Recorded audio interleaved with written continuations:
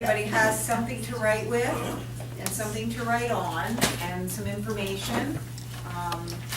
So I'll start by introducing myself. I'm Brenda Litwin. I am the Senior Living Liaison at Phoenixville Hospital. And my role is really to go out into the community and talk about why Phoenixville Hospital is a really good place if you are living in a facility in the area and may need to be hospitalized. So we offer at Phoenixville a lot of services and service lines with a special focus on the senior population, and we are the only hospital in the area that has a senior ER/observation unit. So it's 7 private rooms adjacent to our regular emergency room with accommodations to make for a comfortable stay. You come in through the ER, and once you're evaluated by the attending physician, they determine if you are a candidate to go into the OBS unit. So this is our second annual panel discussion. The library was nice enough to offer their facility for us to get together, and the last one that we did several months ago was also well attended, and what I found most surprising was people have a lot of questions, mostly children with parents that maybe are not safe living in their homes anymore, and what should they do, and what should they look at, and what questions should they ask. So we decided to do it again, and this time with a little bit different panel. Today we have, I'll start with you, Carlene. Carlene Pierce is the Assisted Living Administrator at Columbia Cottage. I'm getting them all confused. Yeah. At Columbia Cottage, located in Collegeville, and she has been in senior management for 30 years with significant responsibility in healthcare, and much of her career has been in administration with a focus on planning, assessing, and implementing the healthcare needs of individuals within the community as well as long-term care settings. So she is going to talk to us about her facility and what makes it different from some of the other facilities in the area. Columbia Cottages is somewhat unique amongst the other facilities in the area. We also have Linda Detweiler, who is the Director of Home Care, Chestnut Knoll at Home. She's been a nurse with over 10 years experience in a hospital setting and 22 years in private duty. She has extensive experience in home care, and she will discuss personalized services which are available in the home and how the non-medical services can support skilled services and hospice services in the home, and they can make a difference in a person's life. She'll also talk about how to pay for home care and how to get this type of service started for your family member. And last but not least, we have Gwen MacDonell.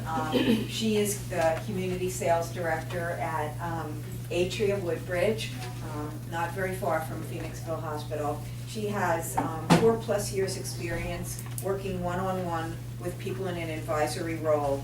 And in her current position, she works directly with seniors and their families to provide assistance and guidance regarding the multitude of senior living options that are currently available. So in addition to discussing the different types of housing facilities, she provides families with an extensive list of questions to ask, as well as what to look for when considering a move.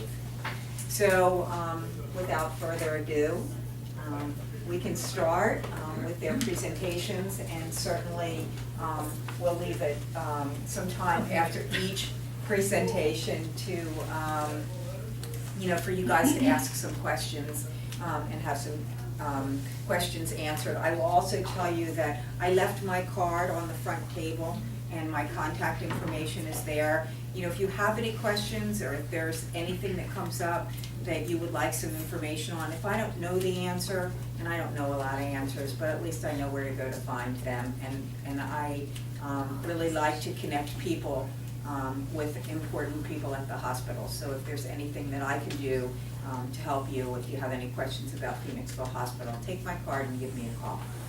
So.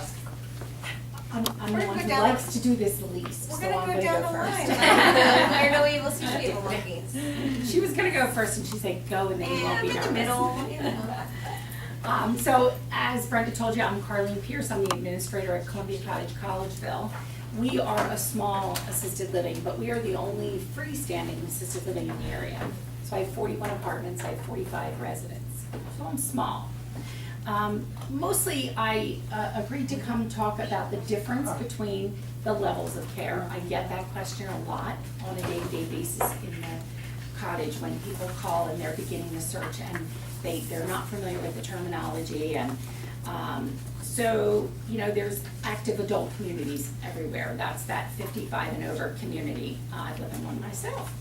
And from there they have independent living communities.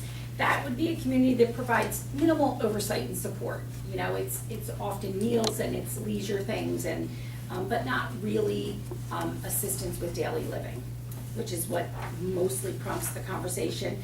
Personal care homes, the regulations state it provides a safe, comfortable setting, hand-on assistance to their residents with activities of daily living, but has limitations. If the person requires services that are deemed to be of a licensed long-term care alternative. So that's a big gray area. Communities can specialize and they can have enough support and staff to offer more assistance than another community with the exact same licensure.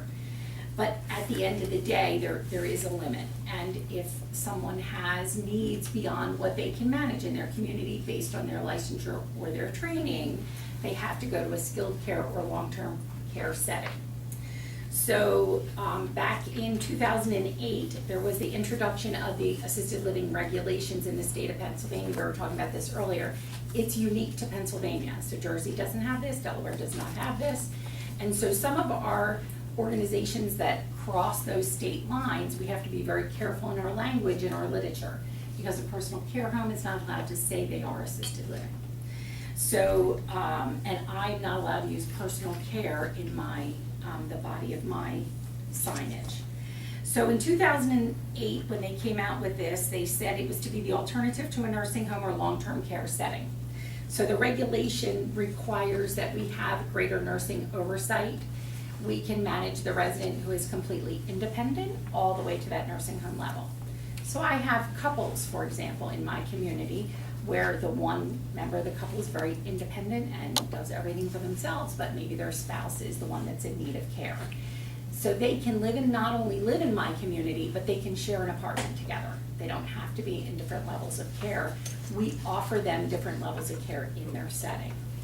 So one of the documents I gave you talks about the 7 levels of care. Every person is individual. So what is a level 2 for one person is not the level 2 for the other person. It's a bright pink document. Yep. And it just talks about the typical activities of daily living or independent activities of daily living. And it really identifies all the variety of reasons that prompt people to begin to look. So I often say to families, what brought you here today? Because nobody wakes up one day and says, I think I'll go to assisted living today. You know, there's usually an incident, hospitalization, an injury, an illness, something they didn't expect, and now they're beginning the search. So another document that I am sharing with you is a checklist, which I think is very similar to your checklist, of just things to think about when you're calling around. Because I believe that all of us offer a great program and a great community, but it's not a great fit for every person. And so if somebody comes to see me and I'm talking to them and I'm talking to family and I'm like, this is not going to be the setting for them. Mine is a very small, very home-like environment. And sometimes people are looking for something other than that. And I will guide them to my colleagues, and you know, Gwen and I were talking, I give people her name all the time, because it's about finding the right fit. I want that person who comes to my building and says, you know what, this feels like home, I can do this. Or, you know, it's right down the street from my loved ones. That's really important, I believe, for families who are choosing placement. So the benefits of my setting is aging in place. That was a criteria when they put together the regulations, that it was to not only have that higher standard of care, but be truly aging in place. So the idea is a resident comes to assisted living, they never have to move. They don't have to go to that higher level of care. We're able to offer that in the community. IV antibiotics, indwelling catheters, all of those things that often prompt people to have to go to a skilled care setting can be managed within the community.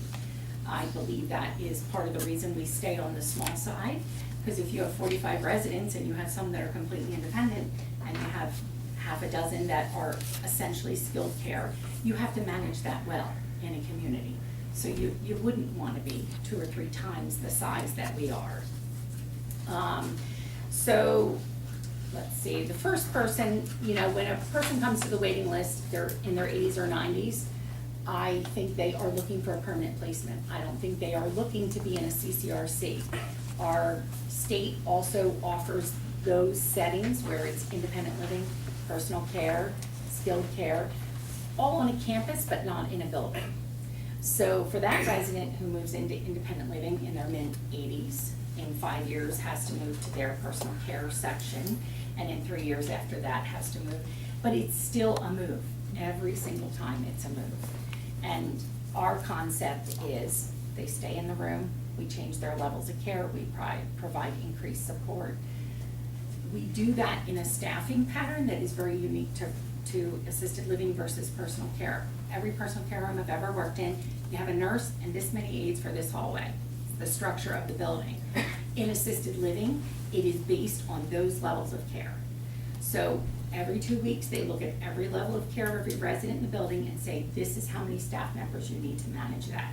So I might have 14 staff members on a shift as opposed to 3 or 4 on a shift because of those high levels of care.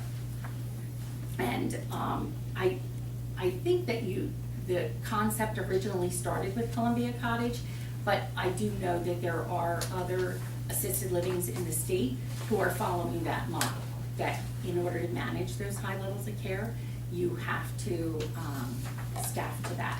You have to offer that staffing. And so we have a quarterly newsletter that we send out. This often goes to churches and community-based. We have someone with the department who is on the governor's board, and she always picks things that come from their literature, what is hot topics for them. She puts that out, and the cottage supports that and sends it. I don't use it in my area as much, but throughout the state, they put out thousands and thousands of them, especially in rural areas where they maybe are not having access to information. And the last document that I gave you is what we give when people come tour. It shows the conceptual differences between assisted living and personal care, because most people use those terms independently. I say to people, some people go to personal care and never have a decline beyond what personal care can manage. Wouldn't you say that's true? Absolutely. So many people never get to that place where they need the skilled care, or they need the assisted living, or they need to move into those other levels, but some do. And especially if it's a couple, or if it's someone who knows they have an underlying condition, family heredity situation, assisted living offers them a stability that you're not going to get anywhere else. So there you go. Does that make sense? Yes. Can we open it for questions? Yes, For each please. person? Maybe I'm jumping the gun because maybe somebody else will talk about this. The terminology, Mhm. some of it's new to me. I'm aware from friends who are going into homes that there's the type where you buy in. Correct. And then there's the type where you don't, and you have a monthly fee. Mhm. And services may vary depending on that, but I'm really not clear about the pros and cons of those. The pros and cons really are based on what you need. That's why, so the terminology can be the same across the board. You can have 5 personal care homes, but they're all offering different services because it's what they are skilled to do. It's what we have a whole huge book of things we're allowed to do. Are you prepared to do that in your community? Are you, one of the legislators I recently went and talked about residents with behaviors. Is your community prepared for that? Do you have the style of community that allows for that? If you don't take that resident. So really, the terminology of the levels of care really doesn't matter. It matters what are your needs. So when you go see anybody, like that's why we give you these lists. It gives you great questions to ask, but know specifically, what your needs are and ask them to speak to that to you. I agree with you, there's a big variance between buying into a community. Mine is not like that. We actually don't get involved in finances at all. We don't ask for anything. We don't look at that, we don't qualify you. It's just a philosophical issue for us. We're owned by a construction company, to be honest with you, not a senior living company.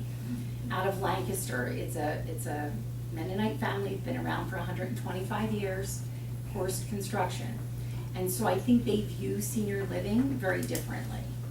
So some of those, financial things and those foundation things are just a little different. They feel like that should be a family matter and not a community. It's very interesting, Yeah. because behind that whole discussion is what happens if I run out of money? Right. Or my life extends beyond Right. my. And I have money. residents in my community who are 101, 102, Wow. so and high functioning at those. Ma'am? Yeah. So, some of the communities will have what's called a benevolent fund. Right. So they have, a board of directors, they have a fundraiser, they go out and they raise funds so that after you private pay for a certain amount of years and you're a resident, when your funds run out, you can apply to use Right. some of the benevolent fund Ah. and continue living there. Other places like the continuing care retirement communities, the CCRCs, Some of them have those. some of them have that, but some of them will have the skilled nursing on site that the Medicaid will kick in for. Okay. So if you live, to a point where you need that level of care, but your funds don't follow you, then you can use the Medicaid. So now, personal care does not accept Medicaid. Can't. You Yeah. don't either. Well, So right, that's a there's question that legislation you do that- need to ask. You do need to ask. Regardless, all of these are guidelines, and the educational part of why we do these types of presentations is so that to give you tools, like a bag, I call them a bag of tools, or a Mary Poppins bag, or whatever you wanna call them, so that when you go out, the questions you ask are exactly those things. Differences in buildings will always, and communities are always going to be there, based on ownerships, based on guidelines, based on what state regs are. So some communities have buy-ins, some communities where you buy into it and then you pay a benevolence, kind of like, if you lived in a development, what they call, I forget what it's called, but anyway, Association. that's the word, thank you, okay. So association fee where you pay into, that takes care of your snow removal and your mowing your grass and those kinds of things. They have what are called, as Gwen said, a benevolence fee. And that benevolence goes into a pot, everybody in this room contributes to it. And then, but you have what is also in some things and questions, is a continuum of care in some communities. Some communities have a continuum of care, other communities do not. Other communities, such as personal care facilities, that is, you're going to pay cash, and when your money runs out, now either they have to help you find placement to move into a skilled service where Medicare or Medicaid would help you with those things. But they're all great questions, and it's questions that no matter where you're going, you want to ask, so that you don't find yourselves, as many have, many before you, because they didn't come to these, have found out, or their families have found out now, oh, mom's money's running out. We only have enough money for her to stay here maybe 2 more years. Well, okay, at 102, you might not have another 2 years, but it is something Yep. that you have to think about. And it should be on every one of your lists to decide, is there levels, is there a buy-in, is there a continuum of care, what's covered, what if I have to have an IV? Well, in a personal care, you can't. So those are the differences that you want to know, and you're smart enough to be here tonight, or, you know, you wouldn't be here, to get those things, and these two nice ladies, because there are two differences. They're not competing with each other. One is able to, one is not, to be able to put that together and get those questions. So you have very good questions, and they should be asked to how it goes and how much money it is. As Carlene pointed out in your speech, you know, there's a different hat for every head, is the way I like to say it to my tours. So, you know, even within personal care communities, they're all different. Some are like hotels, some are high rises, some are smaller. Mine's a little bit of a smaller country cottage.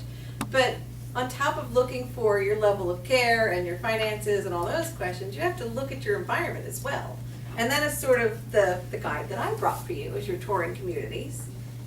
It's just sort of things that you could look at while you're going through, and then could be able to compare them, whether it be the care level or, you know, the finances, the buy-in fee. You know, do they take pets? Do you need to, you know, dress for dinner? Do you have to have a tie on? Like, just things you should think about when you're considering a community. You know, a lot of people love the fact that your residents can stay together even though one needs more care. Mine can as well in my community. In personal care, we bring the care to you. You don't have to change another location. So we can also do the shared, you know, apartment with one independent and one needing a bit more care. But we do get to a point where you might need a higher level, and then we would call on Carlene to see if she had availability, or we would look into helping you find a skilled nursing if that's what it would be. But a lot of people don't want to instantly go to skilled nursing or instantly go to assisted living, knowing that it's in the future, just because they're not, no offense, but they're not as much fun. We are personally a social model, so we're there to pretty much, you know, make sure that you're living your life to the fullest. There's trips and fabulous food, and it's the step before you really need the intensive care. And a lot of people will say, well, you know, my mom can't apply for Medicaid and go to skilled nursing, or can't, you know, go and dip into a benevolent fund or something until her funds run out anyway. I said, well, wouldn't you want to be able to run out your funds in one of the coolest places ever? And whether it's mine or another personal care. But just, you know, like, to have that much fun at the end of your days and just really live life to the fullest, isn't that worth it? So some people like to think that way. Some people are like, I don't want to make more than one move, and then they might pick the CCRC, because then they can just stay in one location. They have to change apartments as they go, but it's still, you know, you're in that one location. And that's great too. But again, there's that different hat for every head. So when you're asking about the care levels and the finances, also take a look around. You know, one of the things I like to point out, and I'm just going to transition into my speech right on. Number 2. But you know, you might not want to call ahead before you tour. Maybe you pop in and catch them off guard. I love, people say to me all the time, oh, I'm sorry I stopped in. I love that, because I should always have, you know, the cleanest floors. I should always have, my residents are happy. I'm proud to show off what we live like every day. So you shouldn't have to call ahead so I can run around and clean and make sure there's air fresheners out and cookies. And no, I mean, we live like this every day. It's our house. Unfortunately, I don't do the same thing in my own home, so that, you know, my friends come over, I'm like, don't look at that mess in there. But it's different, because, you know, it's all about customer service. So you definitely might want to consider just popping in when you decide to sit out on a Saturday. I'm gonna do some tours of some communities today. Just pop over. I also highly recommend that you ask for a complimentary lunch or dinner. A lot of communities will offer it to you. Now, sometimes you have to call ahead for that. I know my dining room's rather small, so we have to save a place for you. So that's the kind of thing I like to plan ahead for. But food is insanely important in these communities. Make sure it's food that you're going to enjoy eating. You know, make sure it's giving you that experience. Many of you from the senior circle have tasted Atria's food, and it is top notch. I'll agree on that. Yeah, it is. I hate bathing suit season every year. This is the top notch food there. The other thing you want to look at is the size. You know, she keeps saying how our community is small, and I love that. Mine is a little bit bigger, but still small. We have 90 apartments total. But some of the, you know, continuing care retirement communities, you're looking at hundreds of apartments, you know, and it's just, is my mom gonna get lost at the end of the hallway? Am I gonna have to walk 3 blocks to get to the dining room? Do I need a go-kart to get to an activity? You know, like why, you know, you might wanna consider that at your level of care, your age, how social you're gonna be. Maybe you wanna be at the end of the hallway so that no one bugs you, and that's okay too. You know, you have to consider all aspects of your life when you're looking at that kind of community. Some people don't like the smallness because I pride us on knowing everybody's name and their favorite foods and their favorite color and their birthday. Some residents don't want that, so they don't want to be in a tiny community. Do both of your places have like resident councils? Absolutely, yep. We meet, resident council meets with all the directors, there's 6 directors, and they meet once a month to be able to ask any of us any question that they want. And we work things out. But then there are subsets of groups, and there is a group that is welcome to meet with our activities director, and they plan out the monthly calendar, what concerts they want to go see, what movies they want to see, you know, whatever activity they want to do. We have another group that meets with the chef, and they, you know, they don't want strawberries anymore, they're not having strawberries. We are all of a sudden serving cinnamon buns on Sunday mornings because someone really wanted them. So we don't know, and it's your house. So you have to be able to say, on top of being able to say, oh, my leg hurts, can you check it out? You have to be able to say, you know what, I want to have strudel. Sorry, I'm Italian. I would want to have strudel. So, and then chef will be like, oh, do you have a recipe? Sure, hand it over. He'll make it for you. We also have a council that meets with the nursing staff. So, you know, hey, I don't want to take my shower at 5 a.m. Can you come get me at 10? You know, and that's okay. It's, again, it's your home. It's an apartment that you rent that happens to have services provided.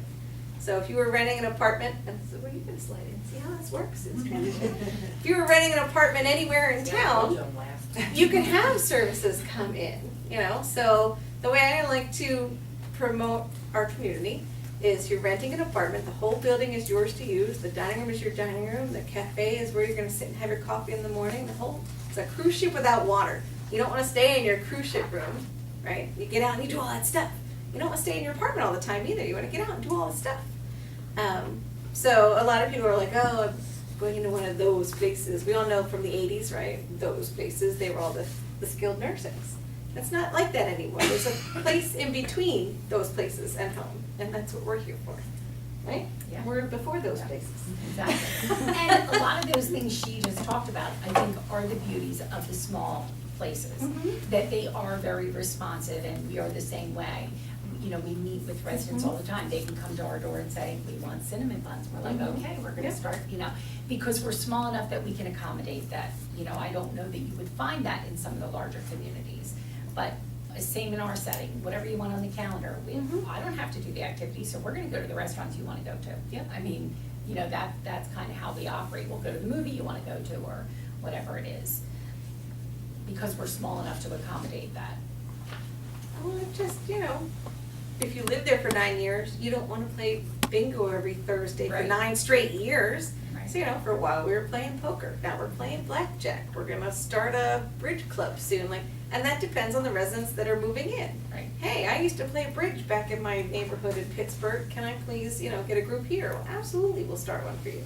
So some of us will have to learn how to play bridge. But the perfect part is that, you know, you can have the setting of your choice, whether it's my community, your community, one of the other hundreds that are in the Pennsylvania area. You can really see if it's, you know, is it the sunlight that you'd like? Is it too dark? Is it too formal? Is it too casual? Is it, you know, there's so many different kinds out there. So that beyond care, think about your comfort level, your lifestyle. Do you like to wear a tie to dinner? Do you know, not want to? We do require that you don't wear your jammies though. We aren't, you know, fancy enough where a tracksuit is the lowest level we're willing to go. So there are a lot of aspects to consider, and then you also want to consider moving out. And I know nobody really wants to think about that point, but will your family, you know, God forbid you pass away, will your family be hit with extra fees because they need to clean the carpet or something? So you need to ask those questions at the beginning when you're on the tour. You know, what's going to happen at the end? Where will my buy-in fee go do they get any of it back? You know, you gotta ask what's gonna happen to the finances when you're not around anymore to watch your own finances, right? So, and a lot of your kids will be like, oh, we'll worry about that. But don't wait until 9 years later to worry about it. Worry about it in the beginning so you make the right choice before you move in. Good point.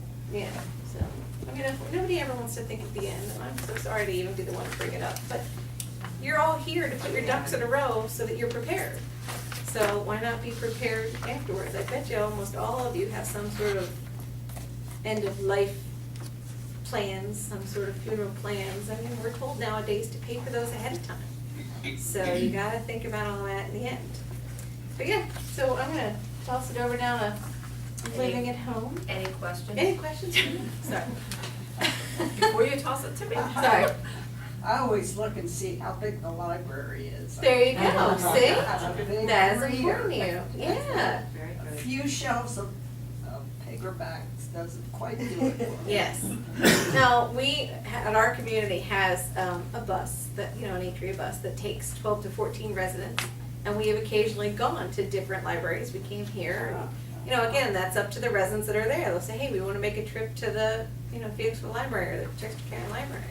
So it is up to, you know, if you were living there, maybe that's something you could say. Let's get a bigger library. We just had a movie theater put in 2015. I say just, but it's about over a little year now. And never had one before, but now we have people who wanted to watch movies. We're like, hey, let's get a movie theater. So you definitely need to keep being your own advocate.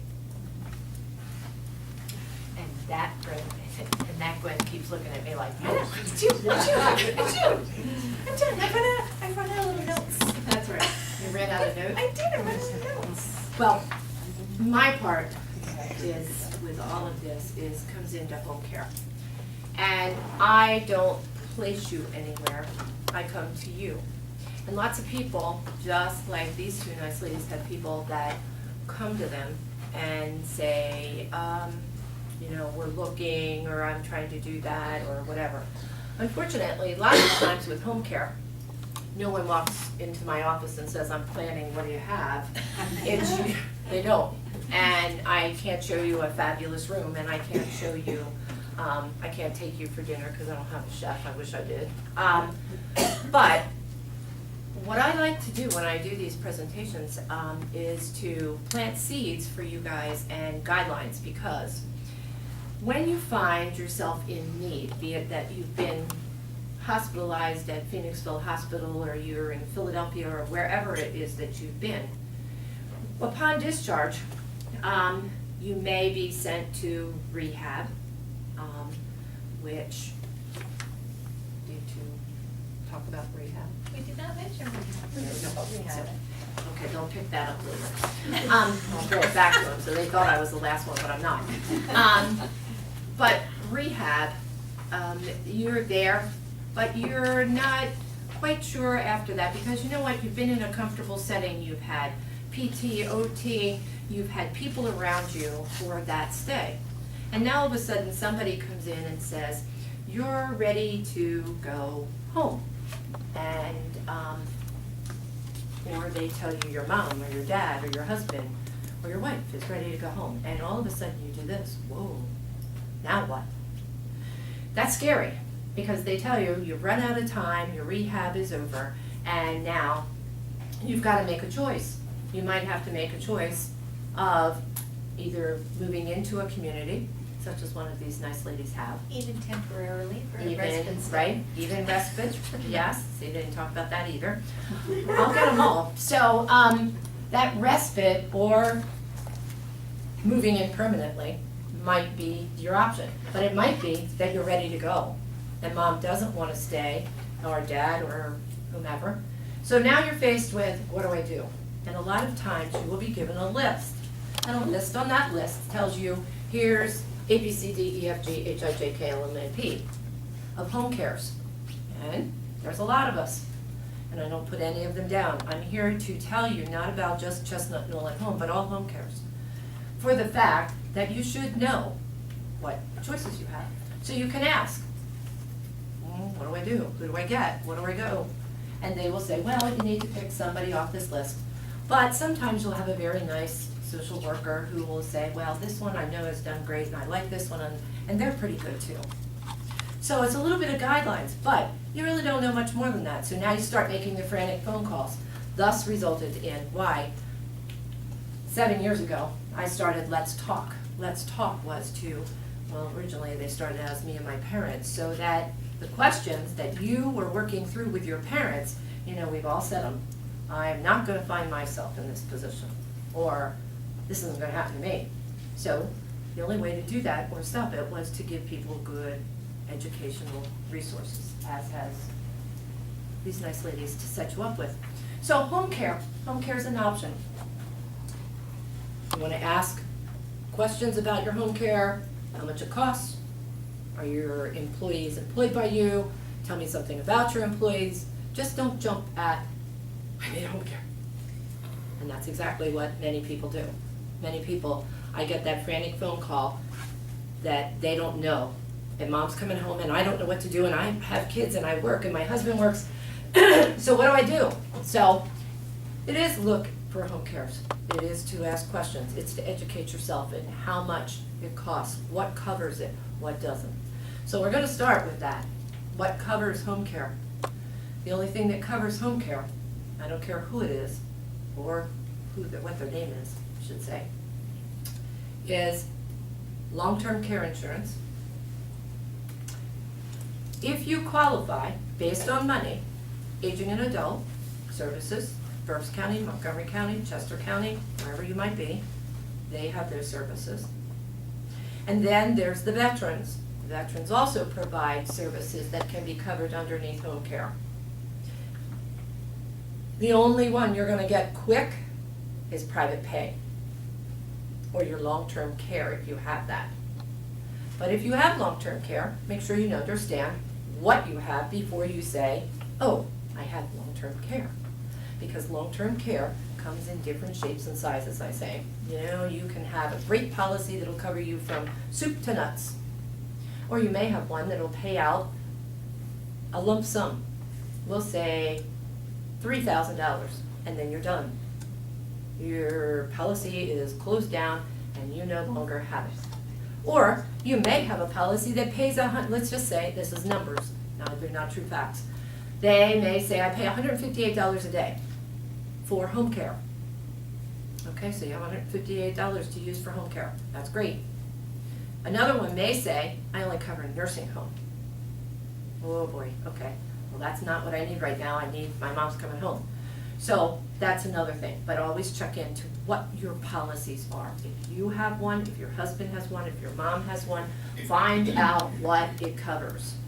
It's very important, so you don't find yourself in that. Getting help through aging and adult services, another thing that can take you 6 months. Yeah, holy mackerel, you're right. Government doesn't move fast. Yes, yeah, it doesn't move quick. They move fast. Because 6 months to get it through, you're going to make a phone call to the county that you live in. You are going to get paperwork, you're going to fill it out. You are going to send it back and they're going to tell you whether you qualify or not. And then they will send out a very nice lady, a social worker, who will sit with you and you devise a care plan. And then they devise that care plan and send it back to the state, and then it has to be approved, and then it comes back. It takes 6 months. It is not fast. But I tell every single family I ever meet with to please do it. Why? Let them tell you no, all right? Or let them tell you how much money you have to qualify, because there is a limit.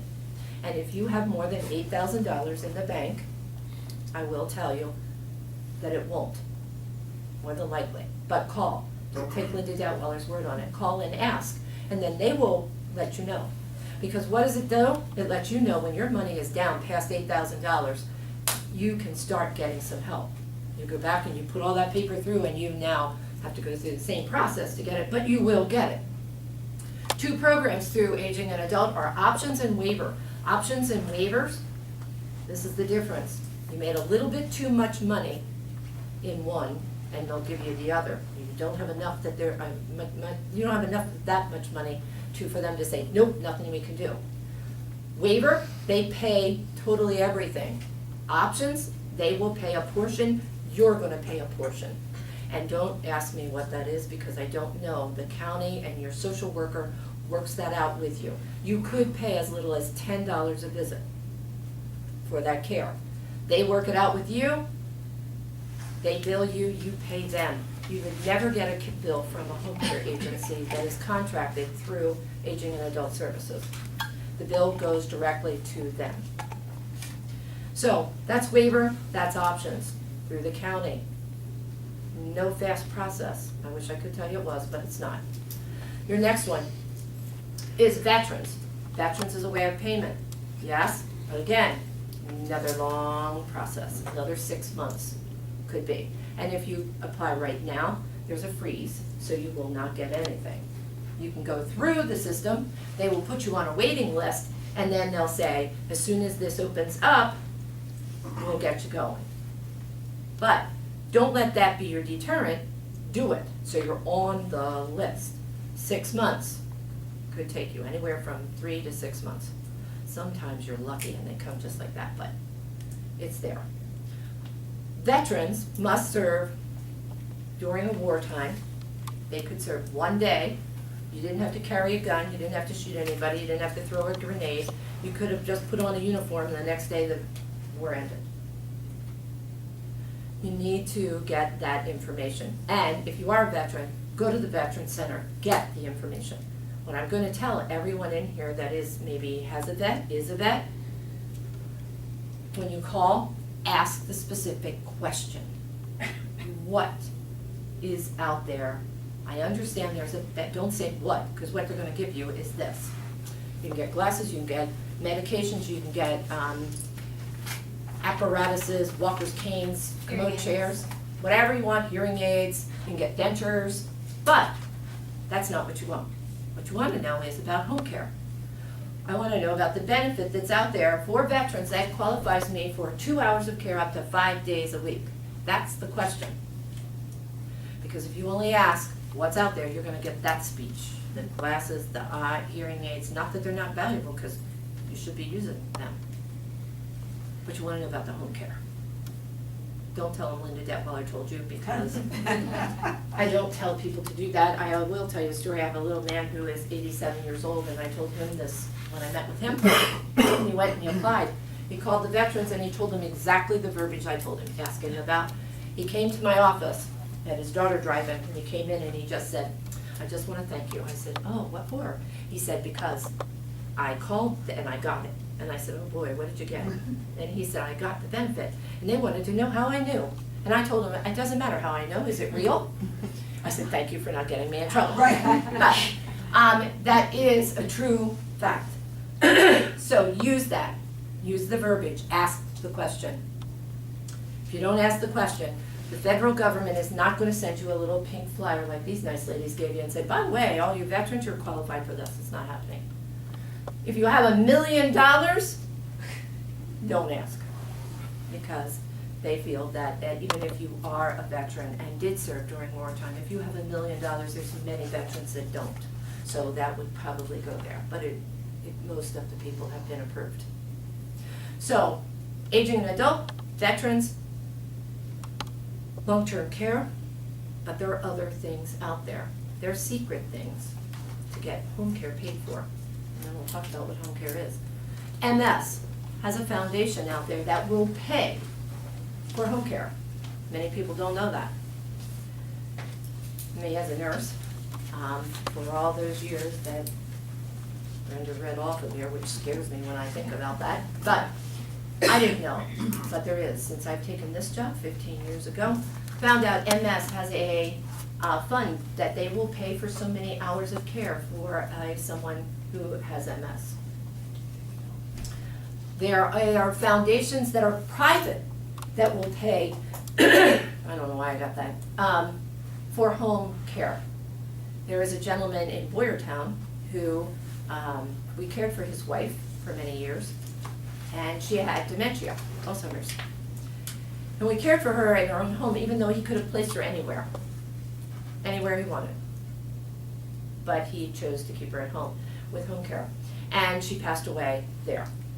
So what he did in her memory was he set up a foundation, and it's called the Molar Foundation. How far it spreads, I don't know, because it has kind of crept with me. He put it into place in memory of Mrs. Molar, and it was only supposed to be for Boyertown, but little by little, we're on the outsides of Pottstown now, and we've had a couple that have been really close to Phoenixville, so I figure, well, keep trying, we'll keep moving it on. It is a foundation that they give you one lump sum. You have to express what the need is. It's the fastest thing to get. It's the most amazing thing. You go, you contact the Molar Foundation, which is through, there's an office in Boyertown. Anybody that's interested, you can, I'll get it to Brenda and let you know where it is. But you can Google it. It's Molar Foundation. M-O-E-L-L-E-R. They send you a form, you fill it out, you put down who gave you this name, and it might be Linda Detweiler, you can use that name then, it's okay. And they contact me and say, why do you think these people really need that? And guess what? They get it. It's the fastest thing. It's one lump sum to utilize however you need it. It doesn't have to be, it has to be used within 1 year. You can't keep it for 10 years. But it has to be used within a year, and they don't specify the dates nor the times that you use it. If you want to use it and go away for a weekend and that uses all that money up that they gave you, that's it. Well, and then you may reapply. You could reapply. Is it only for Alzheimer's? It is people with dementia, some type of dementia. Yes, that's where it falls into. And there is over $1 million out there. And it just, it's invested and it just keeps growing and keeps coming. So it's there. There are other foundations, but we just have to research them a little bit and get them. But people give up. That's not my thing. You don't give up, you just keep trying. Home care. All right, what do? We come out into your home. We're like chameleons. We come to your home and we adapt to your lifestyle, your living.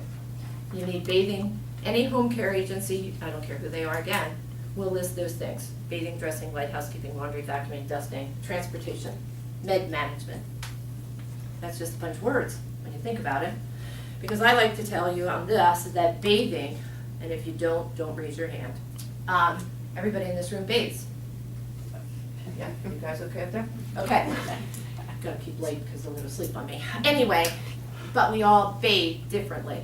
Some of us take a shower, some of us take a tub bath, some of us wash our hair every day, some of us go to the hairdresser once a week.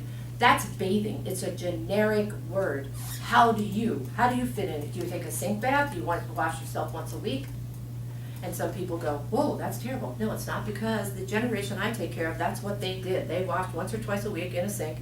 And guess what? They had the best skin of any of us because they didn't dry it out with all the rest of that stuff. I am, I don't judge anybody. Good, because my neighbor hoses me down once a week. Wow, so They just stand out front. Right, like that, yeah. Okay. Well, I had a, I'm gonna tell you a funny story on that one. I care for people in communities as well as their homes.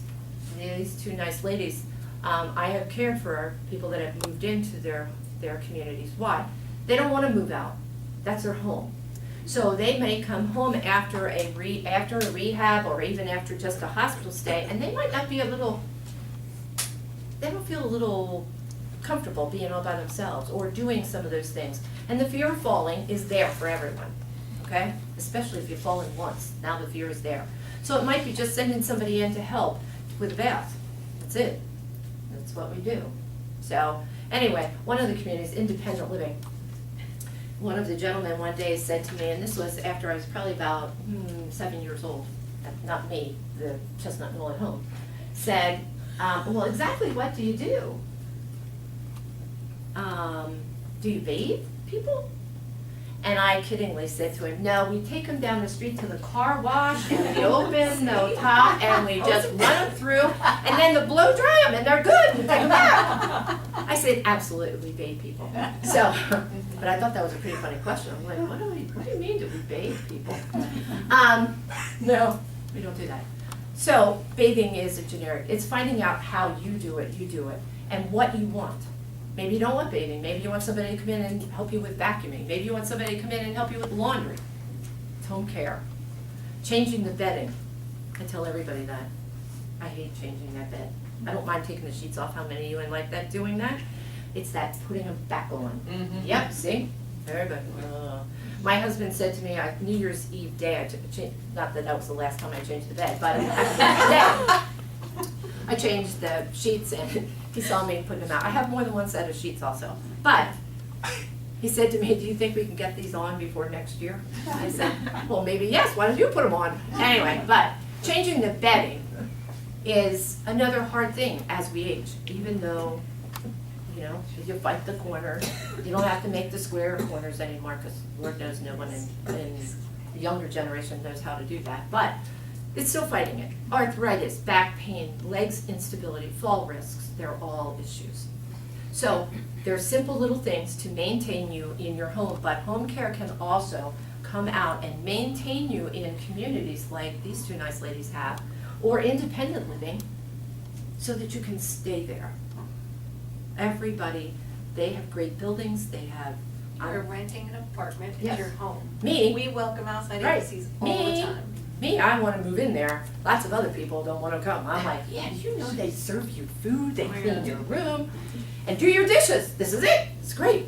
But home care is the option, and sometimes might be the holding over till, you know what, they realize, whoa, I can't do this.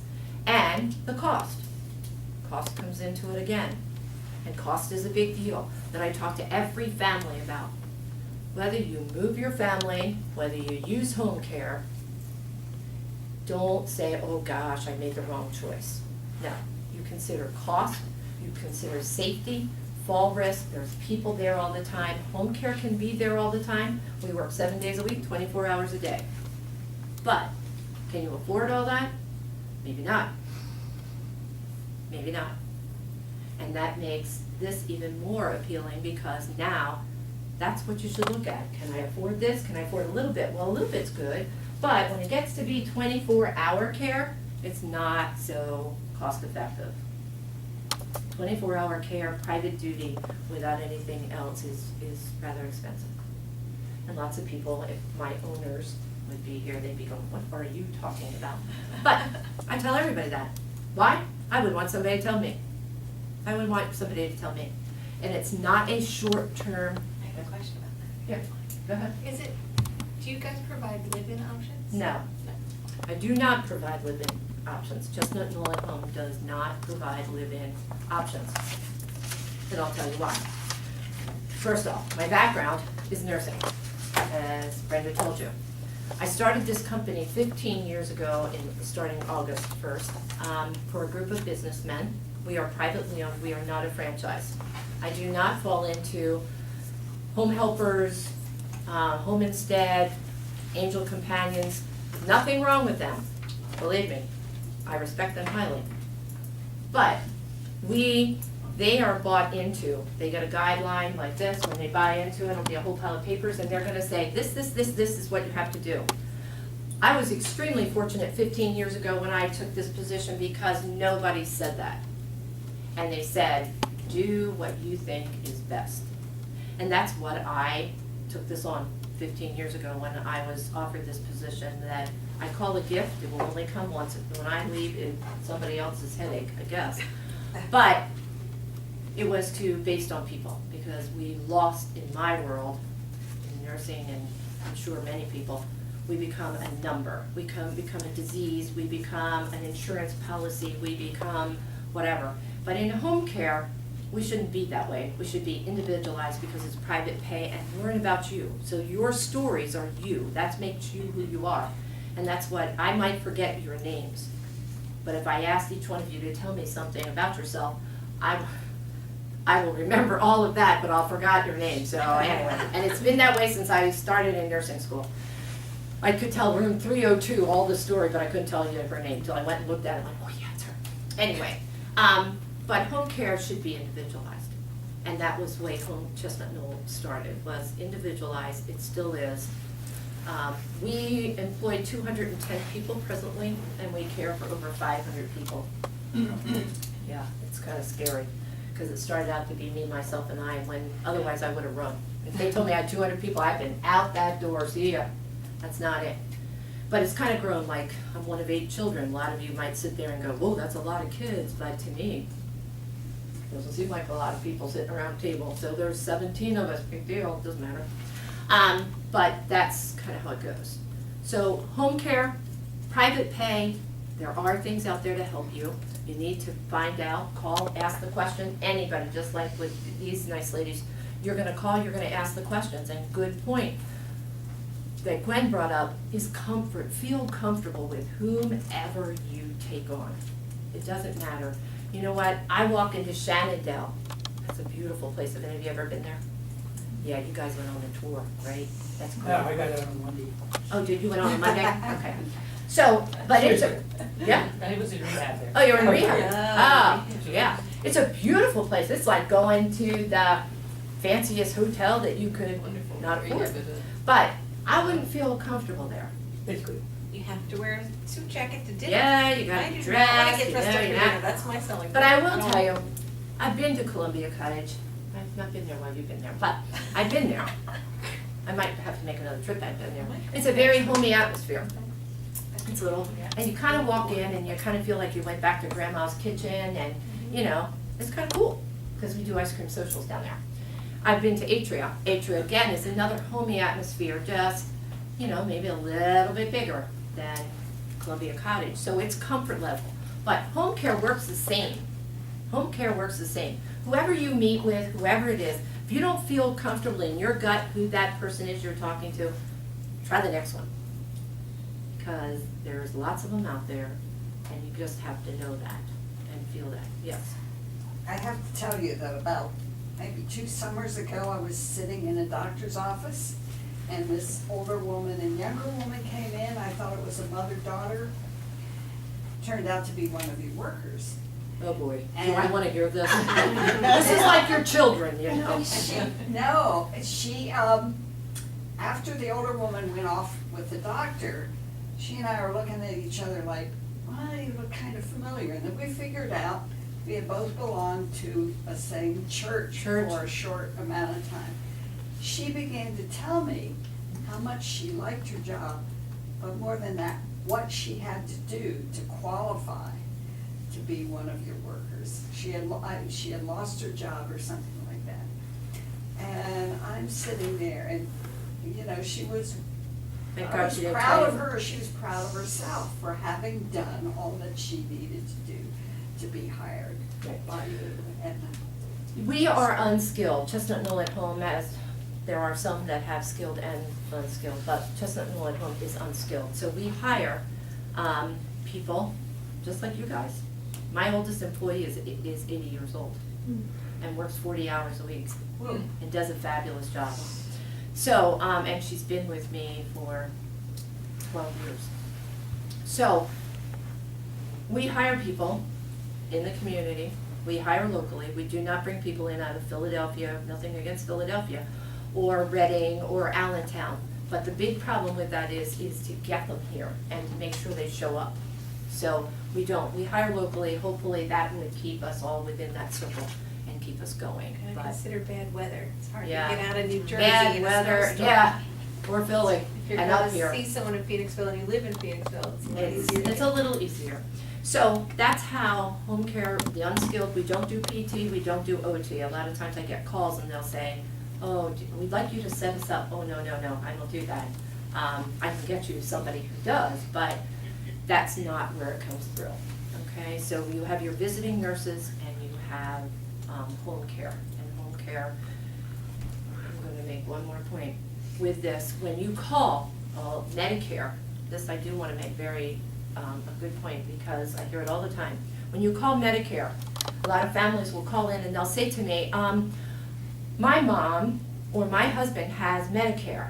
Do you accept Medicare? No, we don't accept Medicare, all right? The only time we have Medicare is through aging and adult services. So you have to be a participant in there for that to pick up. But your regular Medicare or any of your supplements that go along with your Medicare do not pay for unskilled service. Do not let that lady on the other end of that telephone, when you call, when you're calling about having this type of service to come in, bathing, dressing, light housekeeping, maintaining you in your home, tell you that that aid is covered. It is not. It is only covered under Medicare, and that aid is only underneath the skilled service. But otherwise, nothing. But don't let them tell you that, because you will be under the misconception that you have aid, a coverage rate, because it says here on my policy, on my card, right here, that I have 36 hours of care through an aid or unskilled. That is only through your skilled service, that aid is covered. That's it. Not after Medicare. Okay? That's a very important part, because they tell everybody that. If I had a nickel for every time they said that, I'd be a multi-millionaire.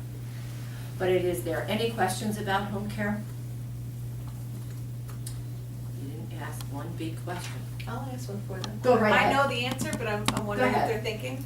Can you explain briefly the difference between the skilled and the non-skilled? Skilled, non-skilled is this. Skilled will take care of wound care, injections. If you have an IV at home or a tube feeding that you would discharge back home with, because you come home with everything now. We don't do those things. We are bathing, dressing, light housekeeping, laundry, vacuuming, dusting, transportation, and med management. Med management falls into this category. We will make sure you take your meds. We cannot take them out of bottles. We don't order them for you. We don't do those things. That aid can only open up a daily planner, which is Monday through Sunday, whether you have the big one or whether you have the little one. It's only one strip. All they can do is open up that appropriate day and say, okay, you need to take these today, or did you take them today? And they say yes or no, and we can check them that way. They can take you anywhere you want to go. They can take you to the grocery store. They can take you to the hairdressers. They can take you to the doctors. They can take you for lab work. They can take you, I know this is morbid, but they can take you to funerals. They can take you to weddings. They can take you to home functions. And this one is a big one. When I started, I thought, whoa, my idea was to think out of the box. How can we accommodate all of you to stay where you want to be it in a community or be it in your own home? And a lot of times, families won't take Grammy or Mama or Pop-Pop or wherever, because one, she might be a little confused sometimes, and that would disrupt everybody else. Add to a wedding. So you have a granddaughter that might be getting married, but Grammy can't come because we can't deal with Grammy. She might get a little rowdy or maybe restless. Or maybe she's got an incontinence problem. Who's going to change her? Who's going to do that? And it would interrupt from the day. Well, guess what, you guys? You can go. You can go, or you can send your family members if you just hire someone for that one day to take them to that event. Grammy can go see that granddaughter. The Grammy may not or may remember, I don't know. But the granddaughter will always remember Grammy did get to come. Family outings or family events, Christmas, New Year's, Thanksgiving, Easter. Guess what? You can invite them. They may be in a community, but we can go and pick them up. This is what I have people at Frederick Living, actually, that why just go and pick them up every Thanksgiving and every Christmas Eve so that they can go to the family holiday. Do you pay mileage for that kind of stuff? Yes, you would pay mileage. You would pay an hourly rate and mileage for that. Yes. Do you have to hire them for so many hours per No, day? no. With us, there's no contract. No. And the other thing is, I have a minimum of only an hour. Which is huge. Some of the companies have 4-hour minimums. Right. We And don't. your shower might not take 4 hours. Right. So why would you? My thing, I don't give you people just because I have a number. Remember, nobody set my guidelines for me. So I looked at you like I would look at me. If it's only gonna take 1 hour to give you a shower, or 45 minutes if you're quick, then why am I gonna charge you 2 hours for that? You have to dream up other things for us to do, so we don't do that, no. There's no contract with Chestnut Mill at home either. It can start today and stop tomorrow. Those people that we take on to family outings, that's all they get. They go to that family outing, and I never see them again until Christmas. And then we start all over again, or Well- Thanksgiving, I should say. Now, will they go in with them? Yep, they stay. Oh, okay. They stay. I just did a family, this is a perfect example. Family, they have a mentally challenged son who lives at home, and their youngest son was getting married. The mentally challenged young man, even though he's high function, did not want to go. That meant one of the parents was not going to be able to go. But they happened to get my name from somebody, I don't know. Sometimes I think they're on bathroom doors, but if you see them, don't tell me. But they called me and I went and met them and I said, absolutely, we can come and stay with your son. And they could go. And while I was talking to him, he also has a 95-year-old mother who they didn't want really, thought that she would because she would get tired and she has an incontinence problem, as most of us women do. So they weren't going to do it. So it ended up that we came and stayed with the mentally challenged young man, and we stayed overnight with him so that the mom could go to the rehearsal dinner and get dressed and whatever. And then she came back the next day, God bless her, because this was her first time ever leaving this 30-some-year-old young man. And then she got her hair done and left for the day, and then we stayed with him until Sunday morning, and then they came back. But Grammy, we drove to, oh boy, I went there and I can't remember where I went. That's even better. Doesn't matter. Anyway, we went and picked Grammy up, took her to the rehearsal dinner, brought her back, stayed with her at the rehearsal dinner, brought her back to her apartment, and then Downingtown. Brought her back to her apartment where she lived in a community like this, these two ladies. And then the next day we went back down, picked her up again, took her to the wedding, stayed with her at the wedding, and then brought her back, and that was it. And that's the end of their care, until they would maybe need us again for anything else. But that's it. That was that day, and it's done. The nice thing is that the next time they need us, all they do is pick up the phone and call and say, hey, this is Mrs. Detweiler, and I would like to have somebody come and take my mother to our house for a holiday. We don't need to do the paperwork again. Once the paperwork is done, you're a client for till death do us part.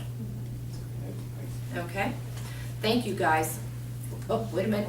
Another question, sorry. One of the issues I have is my mother, if I ask her, did she take her medication, I don't know if she actually did without going to her house and counting the pills or something. So this is an issue I'm dealing with.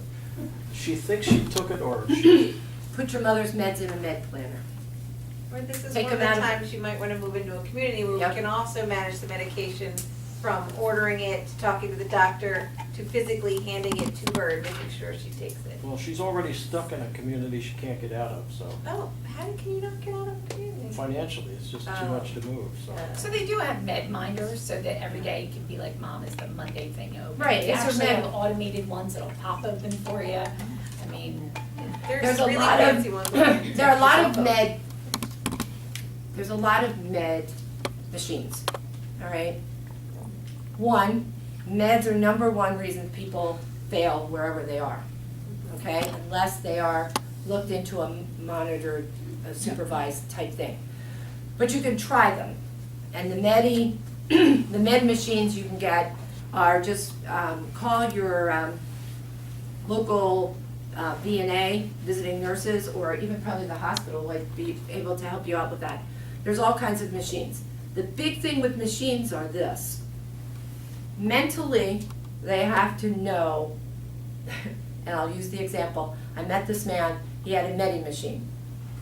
Came out, it was like he took like 15, 16 pills at a time. So the family set them up in a med machine. And the med machine would drop out pills in a little souffle cup at the appropriate times. It was programmed. And the nurse came and filled them every so often to make sure that kept going. But the gentleman who lived independent living, when I got there, he had lined up pill souffle cups all the way around his kitchen. So we went this way, and we went this way. And I looked over and I go, whoa, and the pills were still in it. So I like, oh, okay. I said, oh, what's all that? He goes, I don't know. He said, you know, a couple times a day, that machine over there says it's time to take your pills. And it's 2 o'clock or whatever it said. He said, but nobody ever comes. So that was a wake-up call, because everything does not work for everybody, but it was worth a try. Now, they eventually brought someone in to help him, remind him to take those pills. You are the guy who's Yes. supposed to be taking this. Yeah, no, but he was cute. He goes, I don't know. He comes out, I line him up, and nobody ever comes. So with your mom, she is someone that, if you put them, you know what I'm talking about, the daily plan when I say this? It's a Monday through Sunday. It can either be a strip that, this is my own card, I can bend it. It'll be this wide, and that's a single strip, okay? Pharmacies give them out. Yep, oh yeah, you can pick them out anywhere. Well, you mean like Monday, Tuesday, Wednesday? Yeah. Well, yeah, I know what And you that is. flip it up, and that way, instead of her taking them out of the bottles, because the other way, when you take them out of a bottle, you have to sit there, every time you go, count the pills so you know how many were in, then dump them all out again to see if she is taking. Believe me, I've been there too.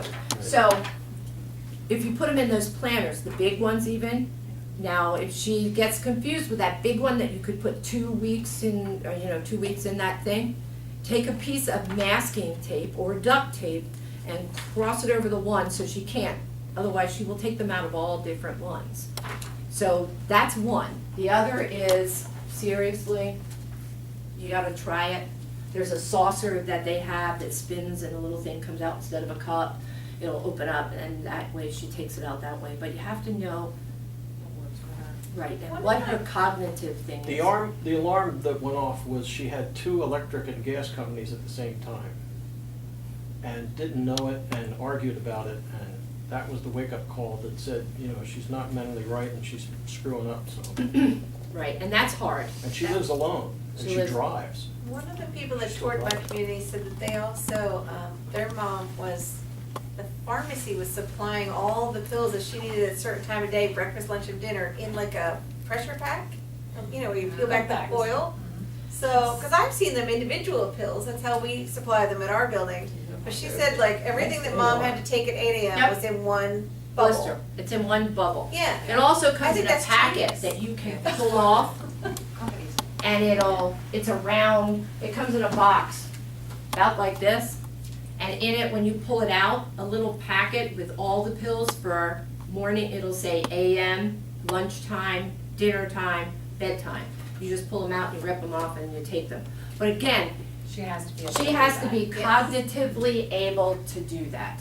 And the other thing, if she is not, then and I don't know how financially, because she's somewhere, it might be that you look into getting her through Aging an Adult, because through Aging an Adult, if she can get into that, based on money, again, she might be able to have an aide through an agency come out and at specific times and make sure she takes her medications. And don't look at cost as being it, because you know what, if she doesn't have a lot of money, that's irrelevant. And any of you that have a family member that lives with you, I don't care if it's a husband, wife, your mom, your grandfather, your Uncle Joe, or Aunt Sally, if they live with you and in the same house and you go, well, I make about $40,000 a year or $30,000 a year, or whatever it is, they don't look at you. That doesn't make any difference. They are only going to look at that person, mom, Grammy, Aunt Mary, whoever it is, what they bring in a Social Security, a pension, annuity, or a retirement, and how much money they have in the bank.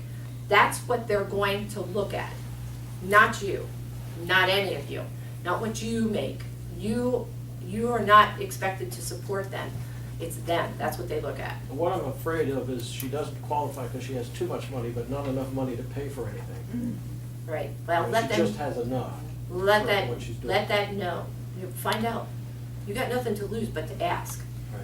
If you don't ask, you kind of shot yourself in the foot. So there might be something out there that will help her. Yes. My mother lives in HUD subsidized housing, and I know, and I don't know if it applies for this, but I know when she went in, they go back about 5 years. Yep.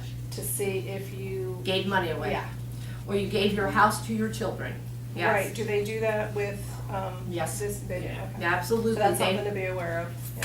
When you do that, if your mother, parents, dad, whomever, gave their home to you because they wanted you to have it, if it was within 5 years of the time you're looking to go, you don't wanna do that. Because they will come back at whoever they gave the house to, and they will charge you, not the value of the house that was given to you 5 years ago, the market value of that house today, plus you will pay an inheritance tax on that in addition. So that's a can of worms that you don't wanna open up. If they gave you a home, and lots of people, and maybe Brenda will do a seminar for you down here on that, is that have an elder attorney come in and talk about that, because there are lots of things people don't know. That, you know, they give you away a home and say, well, I want my children to have had my house, so, but within 5 years, they only go back 5, they don't go back 20, so if they give it to you 20 years ago, you're okay. But 5 years, they will come back at you and you will be charged We the see value of the families house. get in trouble when it's been a vacation home, a lot of times. Because maybe it wasn't even their vacation home, that their parents may have left it to them and they're doing the right thing and they wanna give it to their children. And then it comes back and they say, oh no, you can't do that. Even though the people didn't buy it themselves, their family gifted it. It was always in the family. That's how it's often viewed, is it's the family's vacation home, but it was your So asset. you do have to look at Yeah. that, but I wouldn't, if she gave you her house, then don't do it within 5 years, but if not, definitely call and find out how you can get, what is out there to help her, because she's not doing it, and it might mean that somebody has to, you can't take care of her, so they need to help you do that. Don't just list it off because it's not, there's Don't lots of. let her be Well, that's trapped why in a I'm here. community either. You call around. There are places, I mean, That'll you know, take her. maybe not my community, we're a little bit more expensive than others. But you could call around, even if you go creep into Berks County a little bit, there are places that are, you And know, there are other $60 a businesses. day, Yeah. and she can still get all the care that she needs. So be willing, and I'm like that. If you call my building and you're like, oh, I don't have, you know, Yeah. money to live there, I will say to you, well, call my friend Donna, she's the salesperson here, call my friend, you know, I will hand other people's phone numbers out, because again, not everybody can fit into every community. Right. And there's plenty out there. But there are ones that So, will accept Yes, people who are don't on low income. hesitate to call. Yes. And they're not low income, I mean, they are low income financially, but they're not low income, like you're They're gonna walk not in and see terrible. rats running by. Everybody Yeah. looks at it as, No. oh my, we're back in that mentality of 30 years ago, Those where you places. went into that dirty, dark, that, they're not like that No. anymore. And, you know, that's the big battle that we find with most older people, is that they're looking where their grandmother went. And, you know, you get this statement, don't ever put me or I will die, it'll kill me. Exactly, that is, yeah, you got that, that's what I'm telling you. So, that is a guilt thing, and it works. You know why? Where It she works. lives now, they took all of her property in her home, Yeah, and that's where she is now, and she can't afford to move somewhere else. yeah. So the big thing is, but look, call the county and ask them what they can do for you.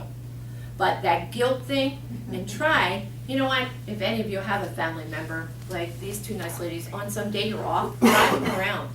Don't, I mean, I know this, you'll say, well, you're driving here, you're gonna leave me here. No, we're not. We're just looking, cause I wanna see, maybe Mary, use somebody else. There's a thing called therapeutic lying, and therapeutic lying is okay. It's okay.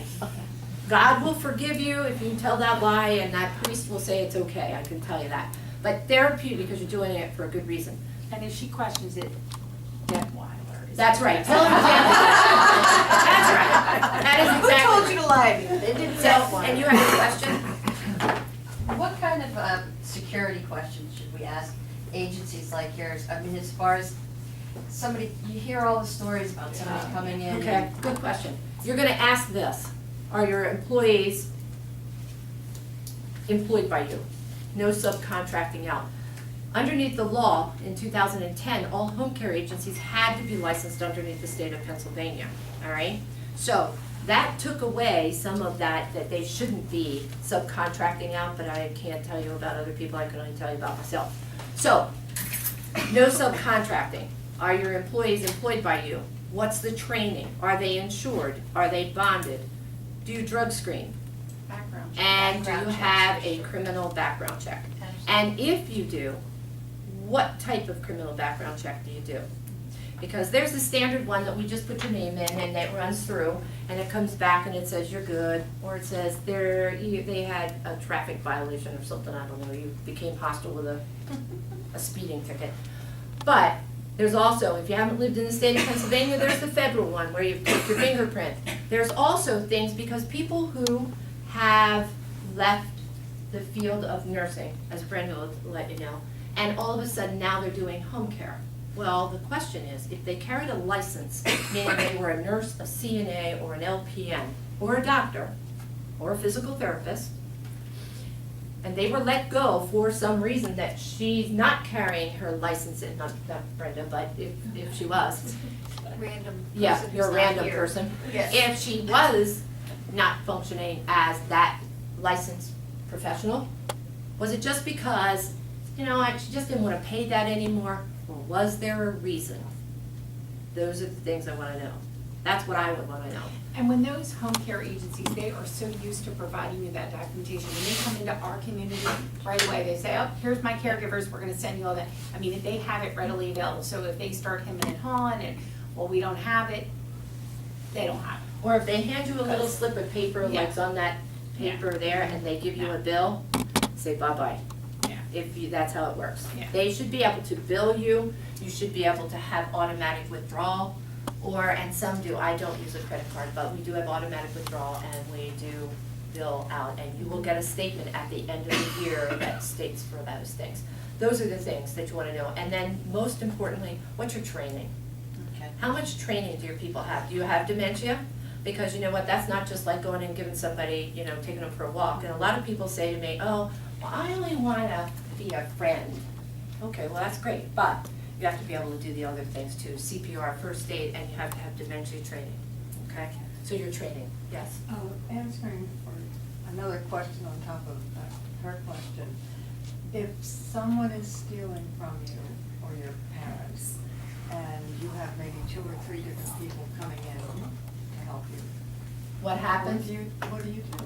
I had a friend who had helpers and she was being stolen from, and every time it happened.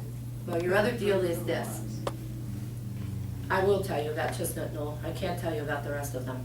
But if I get a report that someone has stolen from, or they suspect it, I tell that family, call the police, all right? Call the police. The big deal is, call the police, and we will support you in any way. Now, I can't go and search her, but we would set up a way of possibly setting her, or he, either one, up to catch them, to do those things. But we will support them, because I will tell you, I will go to court with them and I will stand behind you, because that is the stupidest and the dumbest thing anybody can And do. law enforcement will help you do that. Yep. They will They set do. up stings, and they will, Well, they at least they always will in do. communities. The big thing is, Yeah. you have to pursue it. I will tell you, if you just say, well, that's just the way it goes, that's fine. Go to that company and say, you know what, I want something done about it. We carry liability insurance, so if that was proven that they stole from you, we will reimburse you the value of that, and I know that for a fact. But how do you prove it? That's the hard, anywhere. Because you know what, if you have people coming in and out, like even your cleaning people or maintenance people, that can be there too. That's why it's crucial that you meet the person who's gonna be doing your caregiver. Like a lot of these companies, not Chestnut Knoll, but they'll send out the marketer. Then that salesperson's gonna sit there and sell you on that company. You need to meet the person who's gonna come give you a shower. They're gonna be in your home, walking around, touching your underwear drawer. Meet that person to make sure that you're okay with that. I mean, let's face it, bathing is a very personal, naked situation. You wanna make sure that it's someone that, you know. Because you're not going through the car wash, I'm sorry. No, my neighbor will not hose you down. But, you It wanna sounds make like a sure that good that's a idea. person that you hit it off with and you're Car wash. comfortable with and, The car wash you know, would steal. again, she said it earlier, trust your gut. If, you're talking to this person and something's like, I don't know, you know, maybe they're an Eagles fan and you're a, you know, Bears fan, whatever. So then it sets it off, she will supply you with another caregiver. I mean, you have, how many did Right, you if say? you, 210. The So- big deal with us is that we won't keep them there. We'll leave them. And it doesn't necessarily make them bad people, they're just not the fit for you, there's that different hat for every head again. She's got 210 caregivers, caregiver number 6 might be the one that's perfect for you. After 6 though, I'm telling you, it's not them. I don't think you can meet all 210, yeah. Sorry. They have one thing in common, it's you. Yeah. And you know, you can laugh at that, but I do, when I meet families, I tell them the exact same story, and I do tell them, I just met a man at Frederick and told him the exact same thing, and I said, he said, what if they're not a good match? I said, you call me and let me know, but if I send you 5, Right. we need to talk, cause it's not Right. them, you know, because And I then just there's randomly definitely. picked number 6, Right, that's so, fine. yeah, if I send 5, that's it. You know, then we need to talk about what is the problem here. And maybe that you'll never get that to work, but theft is a big deal, and the police, I don't know what to tell you on it, but it's the same thing. You're proven until you're proven guilty, I don't know what it is. Innocent until you're You're proven proven guilty, that, you know, you can't assume just because she came in her house, it was her. And it might have been, who knows, the third person that was in the house, and now you just missed it. But that's hard with anything. And they know that. Right. And It's the not just person- home care though, that can be anywhere. I have a friend that built a brand new house and their air, central air wasn't working right, and they had just moved in, and they sent the company that installed it sent someone. They went back up, he went up in the attic, he was banging around, and Amanda never paid attention to it because they'd been there before. And when he left, she went upstairs to, you know, whatever, and there were boxes that were missing. And there was never any way to prove it, but, you know, they were missing. She knew it was missing, but they couldn't prove it. And that man, that was a maintenance man for a central air. So it is hard, but that should not be your only deterrent, because that can happen no matter where you are. It's terrible. Happens in hospitals, it happens in nursing homes, it happens in your own home, and it can happen from anybody. It can happen, you know, not by an employee of the hospital even, it could be someone family. Yeah. Yes, sir. My mother claims people break in when she's not there and give her stuff. Oh, There you go. Is that once a year in December? Yeah. I have that problem too. I don't have that problem. Well, thank you all, I don't wanna hold you up. Thank you all for coming. And